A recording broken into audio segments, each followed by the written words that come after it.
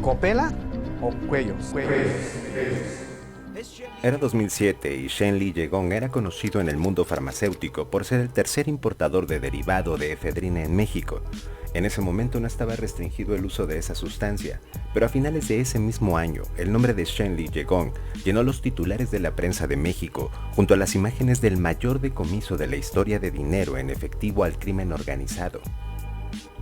Se trataba de una enorme pila de cientos de miles de billetes que sumaban 207 millones de dólares, según reveló en su momento la Procuraduría General de la República.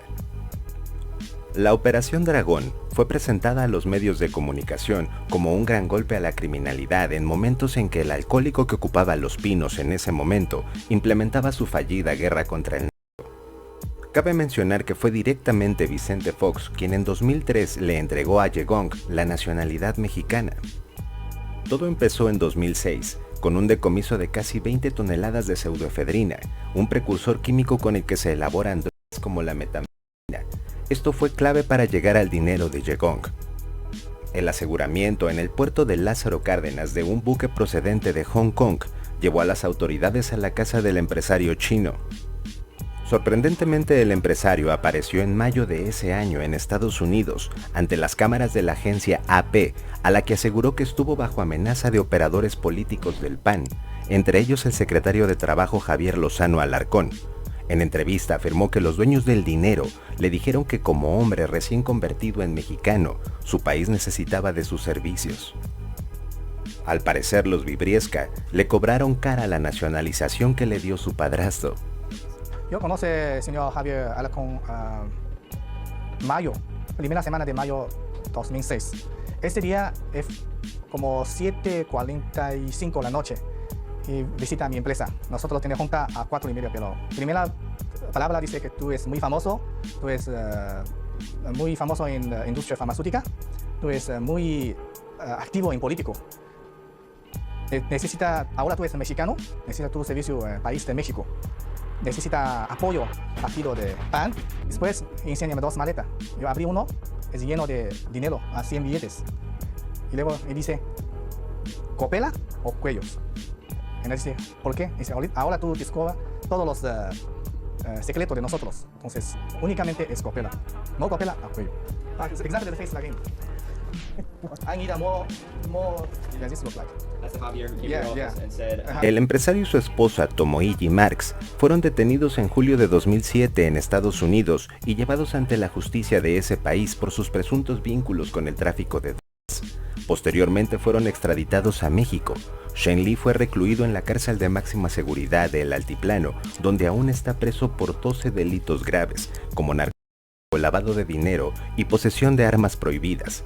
Y Tomohiji, su esposa, fue acusada por los mismos delitos, pero en 2020, tras cumplir 15 años en prisión, fue liberada del penal de Santiaguito en Almoloya, Estado de México.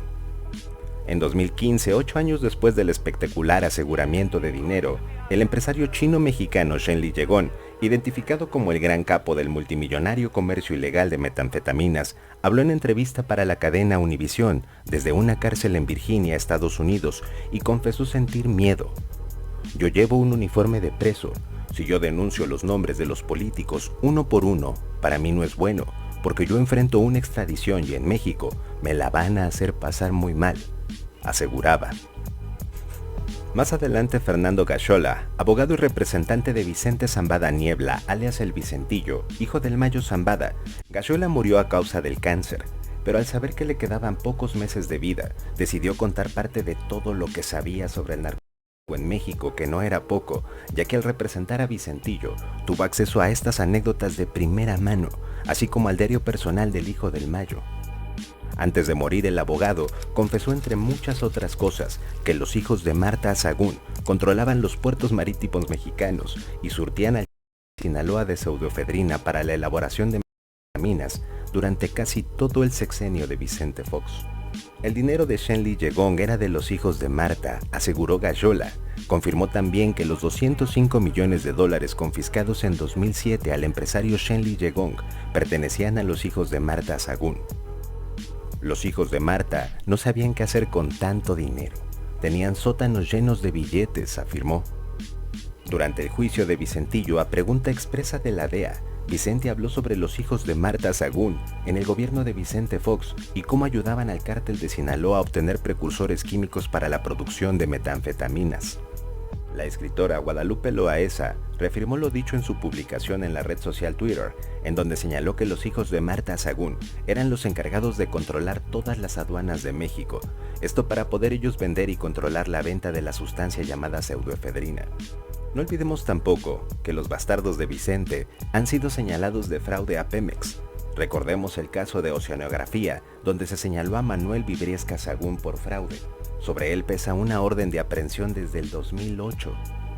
El delito se dio en el momento en el que Vibriesca y Federico Ruiz, inhabilitado del cargo de superintendente que ocupaba en Pemex por mal uso de recursos públicos, y posteriormente contratado por la empresa North Star Gas, revendían con un sobreprecio gas a la misma North Star Gas, propiedad de mexicanos, ubicada en el estado de California. La reventa con sobreprecio es considerada fraude en Estados Unidos, y el fraude en Estados Unidos, a diferencia de lo que piensa el PAN y el PRI en México, es un delito grave. En Estados Unidos se dio a conocer que la Corte del Distrito Sur de California, dirigida por el juez John A. Houston, le imputó 4 cargos a Manuel Vibriesca por presunto fraude electrónico, conspiración, complicidad y encubrimiento. Todo esto solo se comentó muy brevemente en una publicación de la revista de élite de México, Quién, donde se dio a conocer que Manuel Vibriesca, hijastro mayor de Vicente, era buscado por la justicia americana. Calderón aseguró que lo decomisado sería utilizado para la construcción de un centro de atención a adicciones.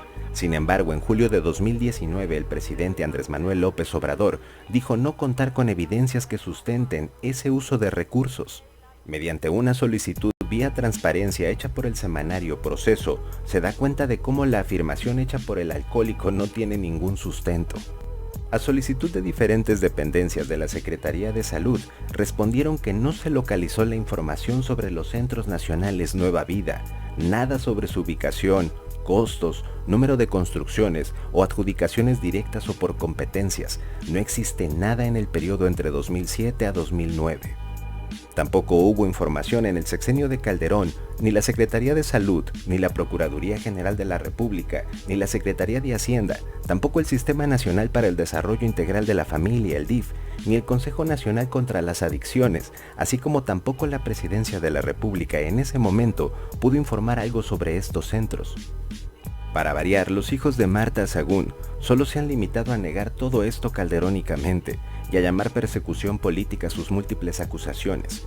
Esto claro, omitiendo cualquier tipo de explicación o evitando cualquier pregunta incómoda al respecto, creyendo que solo con su tramposa palabra nos va a bastar para creerles. O tal vez, solo tal vez les importe una mierda lo que pensamos, ya que saben perfectamente que estarán impunes hasta que no se haga algo con este vomitivo sistema judicial que lamentablemente conservamos y no parece tener algún indicio de cambio. Comenzando con el fiscal Florero, el bueno para nada de Alejandro Gersmanero, y continuando con la asquerosa representación de la corrupción hecha mujer, y la superheroína de García Luna, de Cabeza de Vaca, de Rosario Robles, de Cárdenas Palomino, de Lorenzo Córdoba, del PRI y del PAN, nuestra magistrada presidenta, Norma Piña. El que no conoce su historia está condenado a repetirla, prohibido olvidar.